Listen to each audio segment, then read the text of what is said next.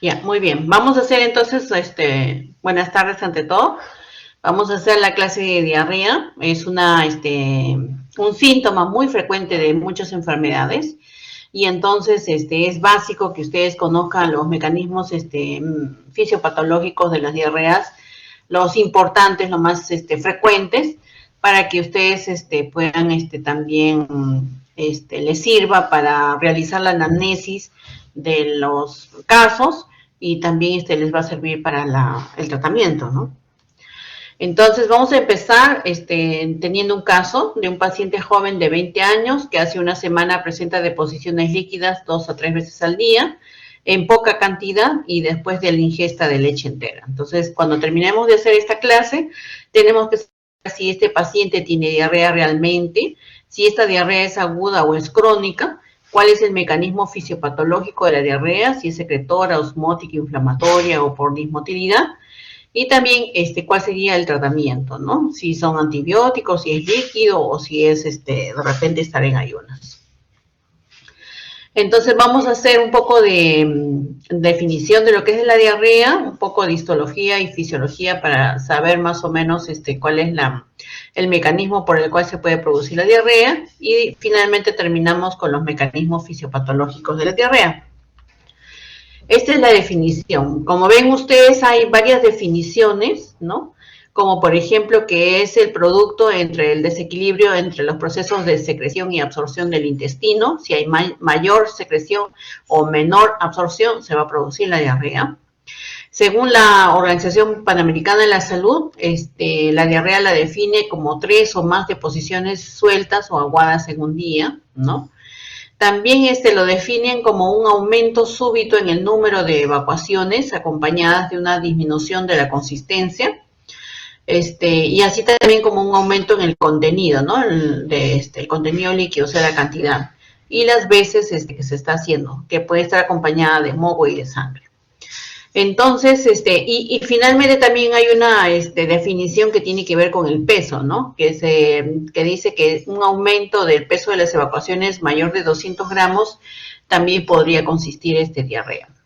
Pero finalmente, lo más importante cuando ustedes hagan sus historias clínicas cuando lleven introducción a la clínica, es ver cuál era el hábito evacuatorio de cada persona. Ustedes van a ver que el hábito evacuatorio de cada persona es muy diferente, ¿no?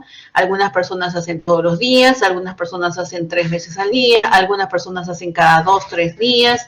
Depende mucho de su constitución, depende mucho de la dieta también, depende mucho de la motilidad del paciente, ¿no? De los ejercicios, de su estado activo. Entonces, mucho depende de todo eso, ¿no? Y también si es que hubiese alguna alteración a nivel del intestino.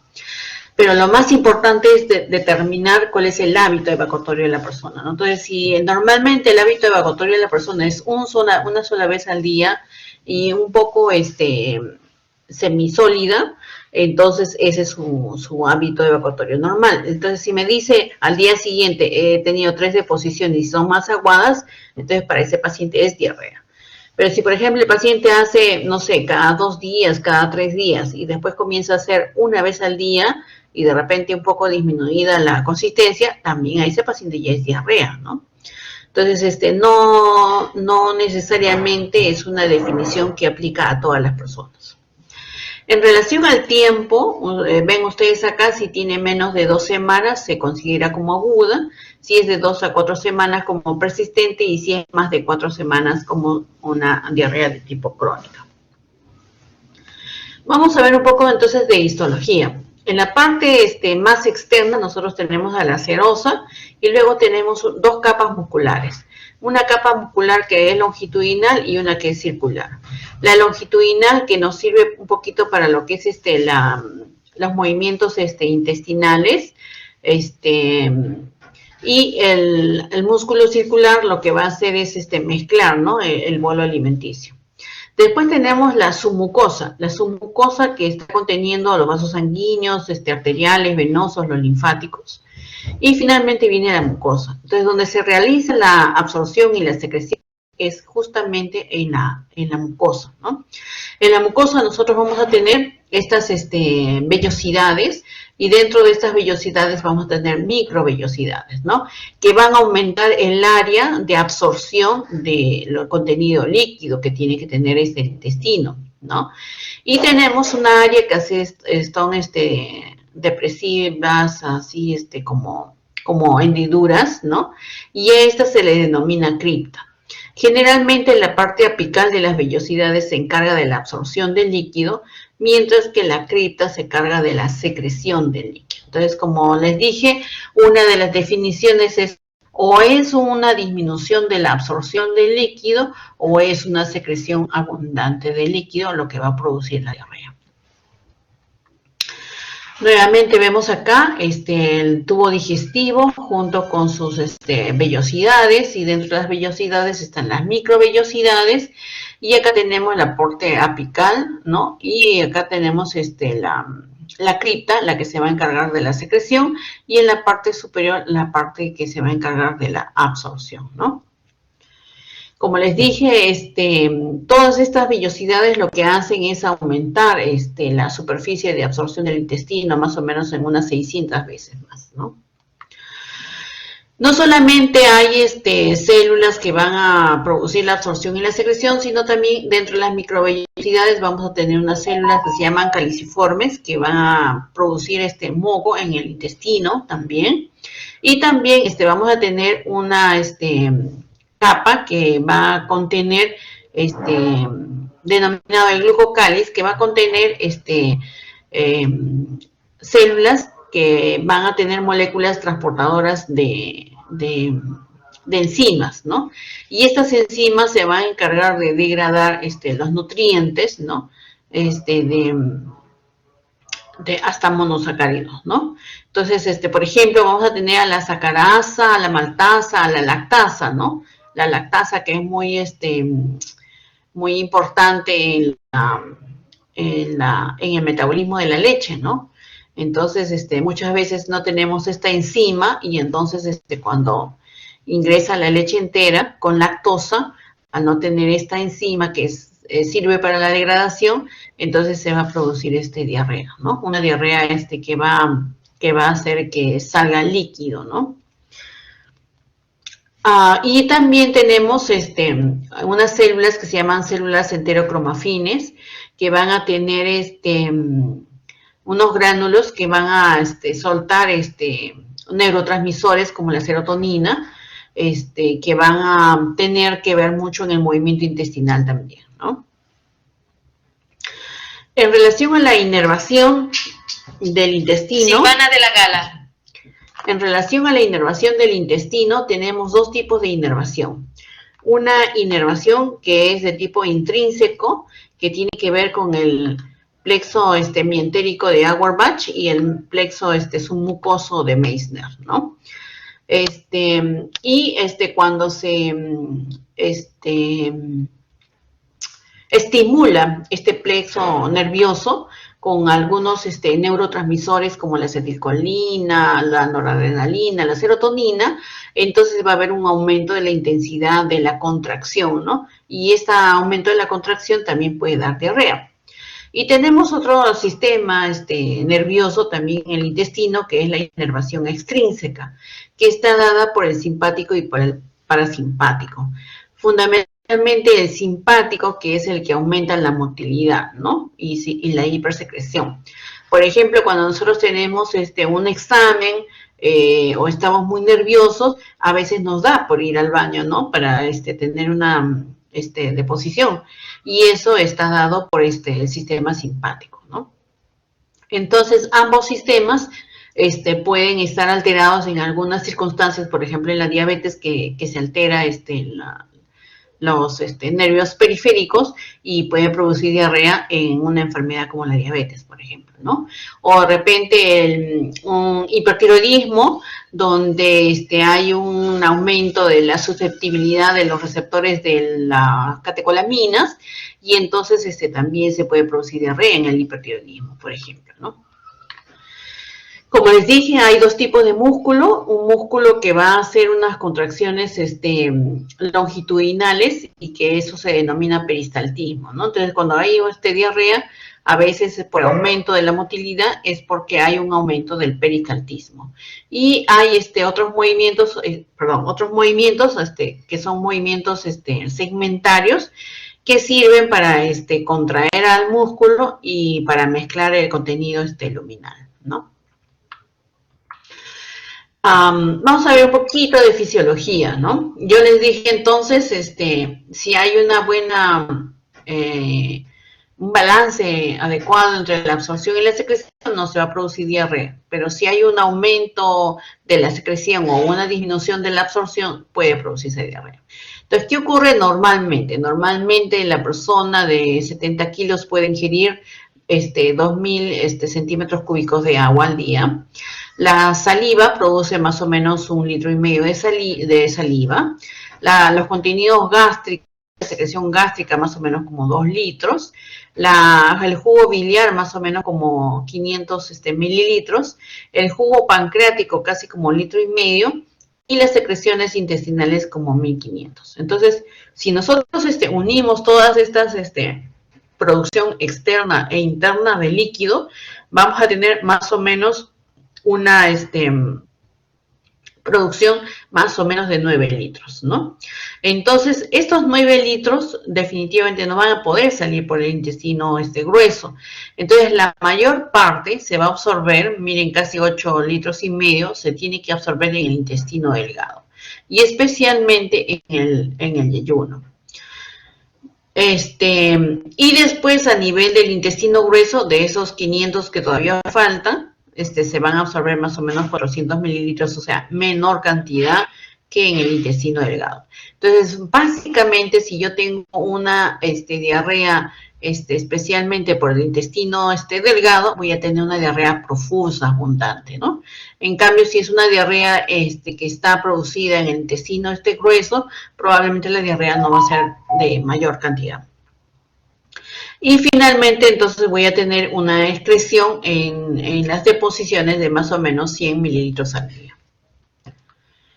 Esta absorción y esta secreción de líquido puede salir, ¿no?, desde la parte vascular hacia el lumen del intestino, ya sea por una permeabilidad transcelular que atraviese la célula, ya sea por una permeabilidad paracelular, es decir, entre célula y célula, o ya sea por una alteración o por una función a nivel de la membrana apical, como ya hemos mencionado anteriormente, o porque de repente hay algunas bombas que están funcionando en las membranas laterales, como por ejemplo la bomba sodio-potasio ATPasa, ¿no?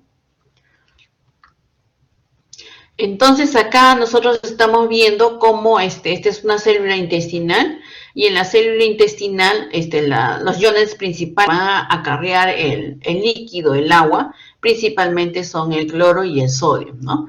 Entonces el cloro, como ven ustedes acá, puede ingresar solamente a través de la difusión. El cloro. Y el sodio, generalmente va a necesitar algunos transportadores, como por ejemplo la glucosa, como por ejemplo los aminoácidos, o como por ejemplo también el ion hidrógeno, ¿no? Y también a nivel de la parte lateral de la célula tenemos también la bomba sodio-potasio ATPasa, que se encarga también de transportar el sodio y retirar el potasio, y así hacer el movimiento del agua, ¿no? También tenemos al AMP cíclico, al GMP cíclico y el calcio, que va a producir una salida también de tanto de cloro o de sodio, y también salida de agua. Este transporte iónico puede realizarse a nivel del yeyuno y a nivel del ilio. Entonces, nuevamente, como dijimos, el sodio puede transportarse a través de los aminoácidos, o también intercambiándose con la glucosa. Pero también puede haber intercambiadores que van a cambiar el sodio con el ion hidrógeno o con el ion bicarbonato, ¿no? Y saben ustedes también que tenemos receptores GLUT también, ¿no?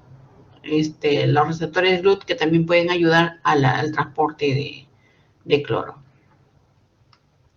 Y a nivel del colon, también tenemos transportadores de sodio, como les dije anteriormente, en menor cuantía, ¿no? Utilizando a la anhidrasa carbónica para intercambiar el sodio, el cloro y el ion bicarbonato y el ion hidrógeno. Entonces acá tenemos una tabla resumen donde hay un transporte activo, especialmente absorción de sodio, de potasio y de cloro a nivel del yeyuno. Un poquito menos y es un transporte más activo a nivel del ilion, ¿no? Y aquí interviene el bicarbonato. Y mucho menos la absorción a nivel del colon. Como les dije, hay algunas neurotransmisores, hormonas que van a estimular la absorción y hay algunas neurotransmisores, hormonas que van a estimular la secreción. Entonces, si estimula la secreción, se puede producir diarrea. Como ya hemos manifestado, las noradrenalina, la adrenalina, van a producir un aumento de los receptores del simpático, ¿no? Y entonces puede producir una alteración de la secreción. Igual los corticoides, igual la prolactina o la hormona de crecimiento. Entonces ahora vamos a ver la clasificación fisiopatológica de las diarreas. Entonces, cuando hay una disminución de la absorción, vamos a tener una diarrea que se llama osmótica. Cuando tenemos un aumento de la secreción, vamos a tener una diarrea de tipo secretora. Cuando la alteración es a nivel nervioso y hay un aumento en la motilidad, tenemos una diarrea por dismotilidad. Y finalmente podemos tener una diarrea donde se altera la estructura del mismo célula intestinal por inflamación y entonces tenemos la diarrea de tipo inflamatorio. Entonces vamos a empezar con la diarrea de tipo osmótica. ¿Qué dice la diarrea de tipo osmótica? Dice, yo tengo que tener una sustancia osmóticamente activa en el lumen intestinal. Es decir, no se puede absorber, como por ejemplo la leche en los que no tienen lactasa, como por ejemplo el papel, la celulosa, por ejemplo, que no tiene cómo absorberse, ¿ya? Entonces, esta sustancia que no es absorbida va a producir la salida del líquido hacia el lumen del intracelular. ¿Por qué? Porque la osmolaridad dentro del lumen está aumentada y eso va a permitir que salga ese líquido con nutrientes. Entonces se va a producir la diarrea de tipo osmótica. ¿Cuál es la característica de esta diarrea osmótica entonces? La diarrea osmótica es que hay un aumento de la osmolaridad en el lumen que produce salida de líquido que disuelve la cantidad de sodio que hay en el lumen, por lo tanto el sodio intraluminal, el sodio fecal va a estar disminuido. ¿Cómo es que esta diarrea va a ser en relación a su cantidad? Entonces va a haber una diarrea de tipo mayor cantidad, ¿no? Generalmente es líquida, pero como no se absorbe lo que está acá, va a salir probablemente entero. Entonces, si lo que no se absorbe es grasa, se llama esteatorrea. Si lo que no se absorbe es comida entera, no, por ejemplo, que salga, no sé, pedacitos de zanahoria, qué sé yo, eso se llama lientería, ¿no? Entonces, yo puedo tener acá las cosas no digeridas que van a salir por la diarrea de tipo osmótica. Por ejemplo, ¿cómo se llaman? Estas sustancias que sirven para que ayude a defecar, para los estreñidos, los laxantes, por ejemplo, ¿no? Los laxantes, una forma de actuar del laxante es también así, ¿no? Aumentar la osmolaridad del lumen intestinal para que salga el líquido, ¿no? Así es. Entonces, como no se absorbe lo que hay acá, supongamos, ¿no? Yo tomo un laxante y ya tengo aumento de la osmolaridad, pero también como mi comida, entonces no se va a absorber ni la comida ni el laxante. Por lo tanto, puede producir desnutrición, ¿no? Acá tenemos algunas causas, ¿no? La diarrea por laxantes, antiácidos, algunos alimentos, medicamentos que van a producir un aumento de la osmolaridad intraluminal, ¿no? O las malabsorciones, por ejemplo, los enfermos de celíacos, ¿no? Donde no pueden absorber ciertas proteínas, creo que, o gluten. Entonces, ellos, si comen gluten, funciona como eso, ¿no? Funciona como el papel, como la celulosa. Entonces el paciente toma su leche, va al intestino la leche, no tengo la lactasa, aumenta la osmolaridad intraluminal, hace de que salga el agua, ¿no? Ya sea por ósmosis, y entonces se produce la diarrea, ¿no? ¿Y cómo se mejoraría? Que el paciente deje de comer o de ingerir lo que está produciendo la diarrea osmótica. Por ejemplo, si está tomando leche y no tiene lactasa, entonces, dejando de tomar la leche, entonces mejoraría la diarrea. O si está tomando laxantes, dejar de tomar el laxante ya es una curación, ¿no? Ahora vamos a pasar al segundo mecanismo, que es la diarrea de tipo secretora. La diarrea de tipo secretora es una activación a nivel de la célula del AMP cíclico, GMP cíclico o el calcio, y entonces a nivel de la cripta, como su nombre lo dice, secretor, y hemos dicho que la cripta es la secretora, a ese nivel va a salir el cloro y va a salir el sodio. Entonces va a haber harto cloro y harto sodio. Entonces el sodio intraluminal fecal va a estar aumentado, ¿ya? Pero como va a salir harta agua también, entonces la osmolaridad más bien del lumen va a estar disminuida, ¿ya? La cantidad de deposición aquí es súper abundante, ¿no? Como por ejemplo cuando me ocurrió cuando estaba en el Serum haciendo en Chimbote cuando hubo la epidemia del cólera, ¿no? Es tan abundante esta diarrea que a veces las camillas las hacían con hueco para poner un balde en la parte inferior porque no le daba tiempo al paciente para ir al baño para hacer esa deposición tan líquida, ¿no? Entonces, esta diarrea, en lugar de producir una desnutrición, lo que produce es una gran deshidratación, ¿no? A estos pacientes de cólera, por ejemplo, les poníamos vía en los 4 miembros, ¿no? Los 2 brazos, en las 2 piernas, y aún así teníamos que apretar la bolsa de cloruro porque la velocidad de la diarrea era mucho mayor de lo que nosotros ingresábamos el líquido, ¿no? Tanto así es la diarrea. Acá hay un resumen, ¿no? Entonces puedo tener, por ejemplo, una bacteria y esta bacteria puede tener una toxina y la toxina va a producir una apertura de estos canales donde sale el cloro y el sodio y sale con agua, ¿no?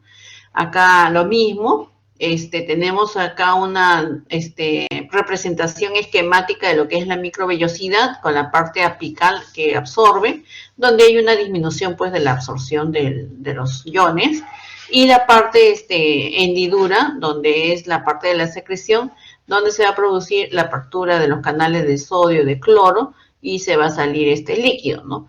Siempre y cuando haya un aumento del AMP cíclico o del GMP cíclico o del calcio, ¿no? Como por ejemplo el Vibrio cólera que yo les estoy manifestando, o la Escherichia coli enterotoxigénica también, ¿no? No solamente puede ser toxina, ¿ya? Pueden ser también hormonas, pueden ser cualquier sustancia que vaya a producir un aumento del AMP cíclico, GMP cíclico o calcio para aperturar los canales de cloro. Por ejemplo, que active el AMP cíclico, ya hemos dicho ya, Salmonella, Shigella, el Vibrio cólera. Que active el GMP cíclico, por ejemplo, la Escherichia coli termoestable. Que active la secreción del calcio, las toxinas como por ejemplo el Clostridium difficile, ¿no? Vamos a ver, uno de sus compañeros hizo un esquema de un artículo que les mandamos y se los estoy compartiendo acá, de la fisiopatología de la diarrea por Escherichia coli enterotoxigénica, por ejemplo, ¿no? Entonces, entra la Escherichia coli que va a producir una toxina, ¿no? Y esta diarrea por la Escherichia coli enterotoxigénica se denomina diarrea del viajero. Primero se tiene que adherir la Escherichia coli a la mucosa intestinal y después va a liberar la toxina. Generalmente el intestino delgado, como les dije anteriormente, que es el principal punto de producir la diarrea. Entonces se va a producir la adherencia de la Escherichia coli, que puede ser a través de su flagelo, a través de su pili, y va a expresar una proteína, que es una proteína de adhesión. Y luego va a expresar también un autotransportador que inhibe a esta proteína de adhesión. Y esto va a dar origen a que la Escherichia coli de mecanismo, que tenga otro mecanismo de adhesión que tiene que ver con la toxina, ¿no? Como saben ustedes, la Escherichia coli tiene toxinas termoestable y termolábil, ¿no?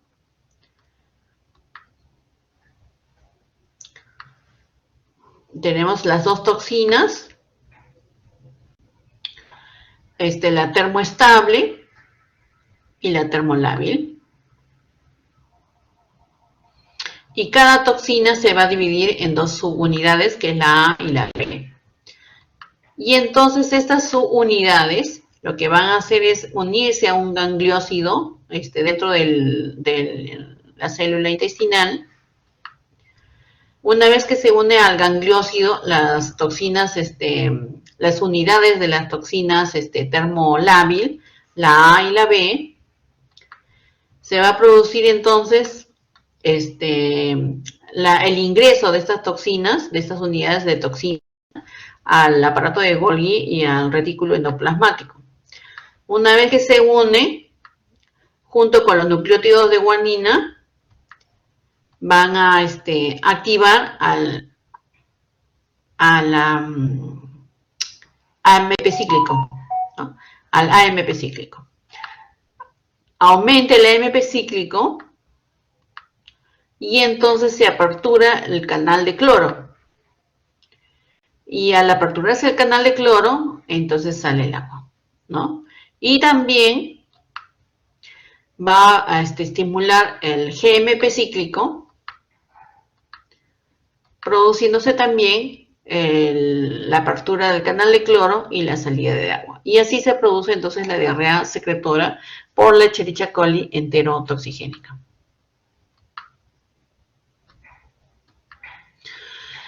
Hay tumores que pueden producir también hormonas y estas hormonas producir una diarrea secretora. Por ejemplo, hay carcinoides bronquiales que van a tener tumores que van a producir serotonina, histamina, prostaglandinas, y estos van a estimular también a estos canales de cloro y de sodio para la salida de cloro y sodio.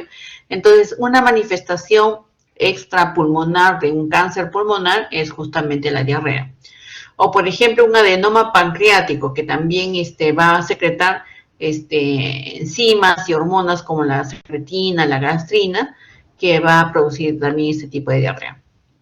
Entonces, en resumen, la diarrea osmótica, acuérdense, osmótica de la leche, por ejemplo, el volumen es poco, pero la secretora, Escherichia coli, por ejemplo, o si no, la Vibrio cholera, es abundante, muy abundante, ¿ya? En la diarrea osmótica disminuye si yo le quito lo que está produciendo mala absorción. En cambio, la secretora va a continuar si yo le quito algo, porque ya la toxina ya salió, ya la toxina está actuando, ¿no? El sodio fecal en este caso está disminuido porque la hiperosmolaridad que hay dentro del lumen hace que salga líquido y se diluya el sodio. En cambio, la secretora, su principal mecanismo es la salida de sodio y cloro hacia el lumen, por eso va a estar aumentada. Acá hemos dicho que la diarrea en la osmótica se produce por aumento de la osmolaridad dentro del lumen, en cambio la secretora va a disminuir la osmolaridad. ¿Quién va a producir mala absorción, desnutrición? La osmótica. La secretora lo que va a producir es deshidratación. Ahora tenemos la diarrea de tipo inflamatoria. En la diarrea de tipo inflamatoria no voy a tener yo la célula intestinal. No voy a tener ¿cómo se llama? Células que van a producir absorción. Entonces, esta destrucción de las células y además la salida de mediadores inflamatorios van a estimular la salida del agua, ¿no? ¿Cuáles son los mediadores inflamatorios? Puede ser el factor de necrosis tumoral alfa, la interferón gamma, la interleuquina 1. Esta diarrea inflamatoria no necesariamente es infecciosa, puede ser infecciosa, puede ser respuesta inflamatoria, por ejemplo, por inmunidad celular, por inmunidad humoral, por alteración de la inmunidad fagocítica, o puede ser tóxica también, ¿no? Por ejemplo, el plomo, qué sé yo, puede producir también una diarrea. Vascular también, si hay una granulomatosis de Wegener en una vasculitis, por ejemplo, también puede producir este tipo de diarrea inflamatoria. ¿Por qué? Porque hay una destrucción del epitelio intestinal y entonces no hay componente de absorción de líquido, ¿no? Acá tenemos un mecanismo de acción de la Escherichia coli enteropatógena, ¿no? Es la que va a colonizar, la que va a producir el daño. Ese ya no tiene una toxina. Entonces ven ustedes acá muchas bacterias Escherichia coli que se van a unir entre sí porque tienen esa posibilidad de hacerlo, ¿no? Y se tienen que unir hacia a la célula intestinal, al enterocito, a través del flagelo o a través del pili. Una vez que se unen estas bacterias, van a producir esta proteína que se llama T3SS. ¿Para qué? Para que pueda ingresar a la célula, inyectando también una proteína que es esta de acá, ¿no? Y que va a ir al núcleo. Entonces va a bloquear la formación del ARN mensajero. Y entonces se va a producir una fosforilación de la tirosina y se va a producir una polimerización de la actina. Y entonces esto va a originar a de que no se pueda multiplicar la célula y haya una alteración a nivel de la célula, ¿no? Entonces, al haber una alteración de la célula, no se produce la absorción del líquido intraluminal. Otras diarreas de tipo inflamatorias, también que no tienen que ver con una infección y que tienen que ver con alteraciones de tipo inmunitario, está la enfermedad de Crohn y está la colitis ulcerativa. La enfermedad de Crohn, que generalmente es granulomatosa, también puede tener lesiones en la piel. Las lesiones son en varias partes del intestino, ¿no? Pueden ser en el ilion, pueden ser en el colon, como parches, ¿no? Mientras que más la colitis ulcerativa es más en el colon. Generalmente ambas van a dar diarrea y generalmente la enfermedad de Crohn va a producir menos sangrado que la colitis ulcerativa.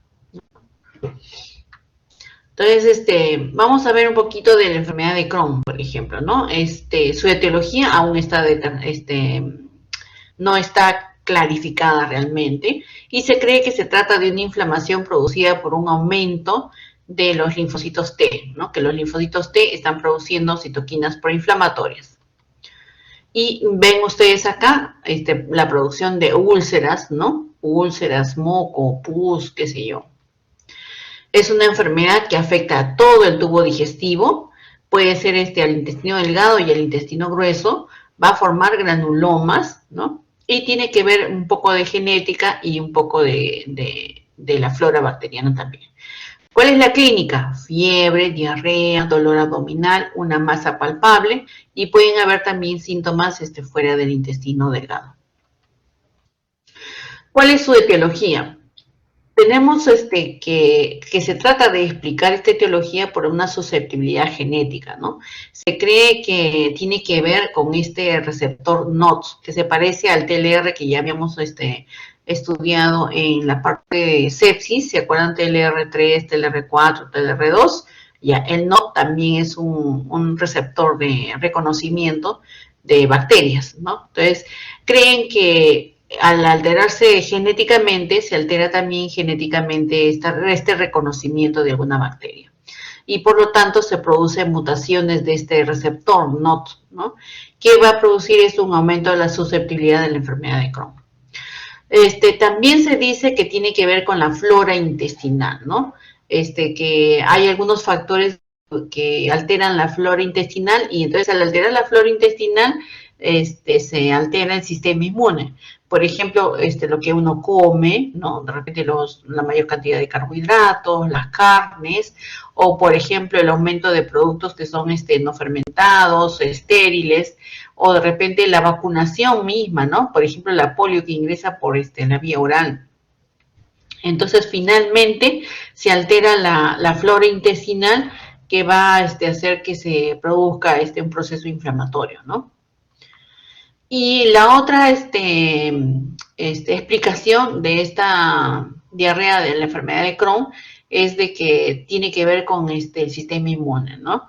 Se cree que el sistema inmune, tanto innato, especialmente el innato, con el proceso inflamatorio está alterado. Hay una mayor sensibilidad y especificidad al reconocimiento del sistema innato, hay producción de moléculas reconocedoras de patrones y hay la mayor producción de citoquinas proinflamatorias que ustedes ya conocen, ¿no? La última diarrea, el último mecanismo de diarrea es por dismotilidad, es decir, hay un aumento de la motilidad intestinal que va a producir una disminución en el tiempo de la absorción del líquido a través del intestino y por lo tanto va a salir pues con mayor cantidad de heces, ¿no? Hay sustancias, ¿no? Sustancias como las catecolaminas, como la serotonina, la histamina, la somatostatina, que van a producir este aumento de la motilidad. Acá tenemos la parte proximal y acá tenemos la parte distal del intestino y cuáles son probablemente algunas sustancias que actúan más en esta parte del intestino, ¿no? Y como les dije, también la diarrea por dismotilidad tiene que ser puede ser la explicación de algunas enfermedades con diarrea. Por ejemplo, el hipertiroidismo, que es una enfermedad donde hay un aumento del metabolismo, hay una hiperestimulación de los receptores de catecolaminas y entonces el sistema simpático actúa más acá y entonces puede producir diarrea. Y también la diabetes mellitus, donde hay una alteración de los vasos sanguíneos y también de los nervios periféricos, y entonces puede producir una alteración a través del plexo nervioso y producir también diarrea. Y tenemos también trastornos digestivos como el colon irritable, que tiene que ver también con un proceso de tipo más nervioso, ¿no? Muy bien, entonces ante el caso clínico del inicio, donde hay un paciente joven que presenta hace una semana de posiciones líquidas 2 a 3 veces al día en poca cantidad, después de la ingesta de leche entera o sus derivados, ¿el paciente tiene diarrea? Sí, tiene diarrea, porque está presentando deposiciones 2 a 3 veces al día. ¿Es aguda o es crónica? Es aguda, porque estamos diciendo de que es una semana, solo una semana, y hemos dicho de que aguda es hasta 2 semanas. ¿Es secretora, osmótica o muy inflamatoria? Es osmótica porque hemos hablado de que la leche entera tiene una enzima que es la lactasa, que normalmente ya no la tenemos cuando somos adultos. Entonces, actúa como una sustancia osmóticamente activa en el lumen intestinal y por lo tanto lo que va a hacer es ingresar agua por el aumento de la molaridad que va a disolver el sodio, por lo tanto el sodio fecal va a estar disminuido. ¿Cómo se va a mejorar esta diarrea? Cuando el paciente deje de tomar leche entera, ¿no es cierto? Tiene que tomar leche deslactosada para producir su curación. Entonces, por lo tanto, va a mejorar en ayunas de la leche entera, no en ayunas totalmente, ¿no? Muy bien. ¿Alguna pregunta?